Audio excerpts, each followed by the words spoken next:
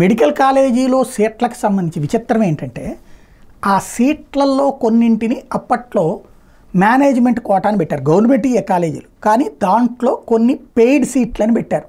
ఎందుకంటే ఒక కాలేజీ నిర్వహణకి ప్రొఫెసర్లు, అసిస్టెంట్ ప్రొఫెసర్లు, ల్యాబ్లు ఇవన్నీ నడవాలంటే కోట్ల ఖర్చు. దానికి ప్రభుత్వం నుంచి అంత డబ్బులు పెట్టేటటువంటి ఓపిక ఉండదు కాబట్టి లాంగ్ స్టాండింగ్ ఉద్దేశంతో ఇప్పుడు ప్రైవేట్ మెడికల్ కాలేజీలకు సుప్రీంకోర్టు దాకా వెళ్ళిన పర్మిషన్ ఇచ్చింది మేనేజ్మెంట్ కోటా అన్నటువంటి. ఆ మేనేజ్మెంట్ కోటా సీట్లు ఎక్కువ రేటుకి అమ్ముకుంటారు డబ్బులు ఖర్చు పెట్టగలిగినటువంటి వాళ్ళకి. వాళ్ళు కూడా ఎంసెట్లో అంటే ఇప్పుడు నీట్ అనుకోండి, దాంట్లో ర్యాంకులు సాధించి ఉండాలి. కాకపోతే అందులో తక్కువ ర్యాంకులు వచ్చినా డబ్బులు ఉంటే ఇందులో సీట్లు సాధిస్తారు. అదే విధానంలో ప్రభుత్వం మేనేజ్మెంట్ తరహాలో పెయిడ్ సీట్స్ అనేది పెట్టింది. ఆ సీట్స్తో ఆ కాలేజీ ఏడాది మెయింటెనెన్స్ చేసుకోవాలని జగన్ తీసుకొచ్చింది. అప్పుడు ఏమన్నారు అంటే ఇలాగా ప్రభుత్వమే సీట్లు అమ్ముకోవడం ఏంటి, ఇలాగ పెయిడ్ సీట్ల వలన పేద బడుగు బలహీన వర్గాలు అన్యాయం అయిపోతారు, ఇది దుర్మార్గం, మేము రాగానే రద్దు చేస్తాం అని ప్రకటించారు. చంద్రబాబు గారు ప్రకటించారు, పవన్ కళ్యాణ్ గారు ప్రకటించారు, లోకేష్ గారు ప్రకటించారు, పురంధేశ్వరి గారు ప్రకటించారు. ఇప్పుడు సీన్ కట్ చేస్తే మొత్తం మెడికల్ కళాశాలలనే పీపీపీ కింద ఇచ్చేయడానికి సిద్ధపడుతున్నారు.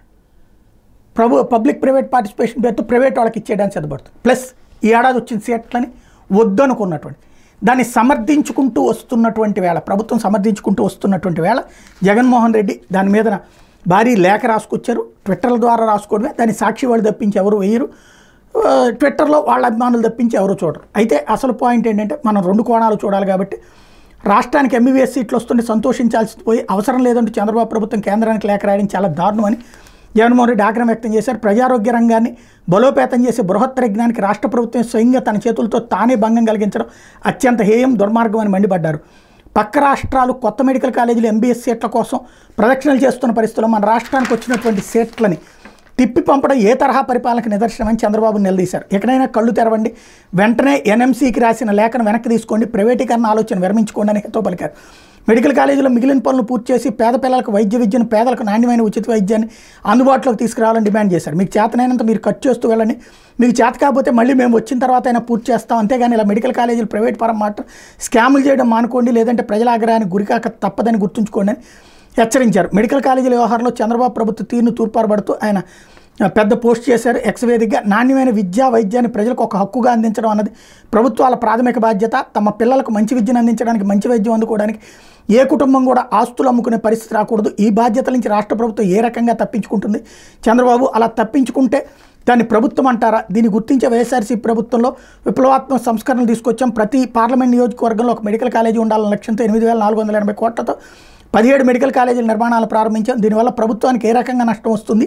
2023-24 సంవత్సరాల 5 కాలేజీల్లో తరగతులు ప్రారంభం కావడం నిజం కాదా? తద్వారా 750 ఎంబీబీఎస్ సీట్లు అదనంగా రాష్ట్రానికి రాలేదా?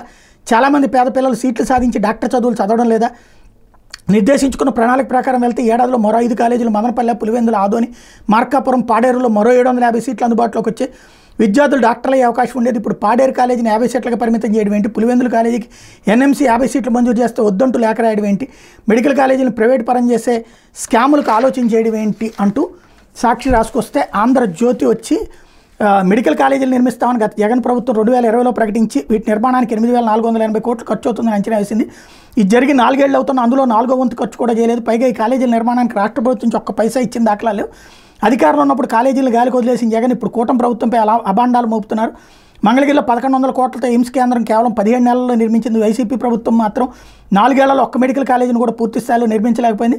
పైగా 8,480 కోట్ల వ్యయంతో పనులు ప్రారంభించిన కాలేజీలో చాలా వరకు ఇప్పటికీ పునాదుల దశలోనే ఉన్నాయన్నటువంటి వీళ్ళు రాసుకొచ్చినటువంటి పరిస్థితి. ఇది ఓవరాల్గా వస్తున్న సీట్లను పోగొట్టడానికి గొప్పగా రాసుకురావడం ఆంధ్రజ్యోతికి చెల్లింది. అదే సందర్భంలో జగన్ వేసిన ప్రశ్నకి సమాధానం జ్యోతి చెప్తుండడమే ఇక్కడ వింత.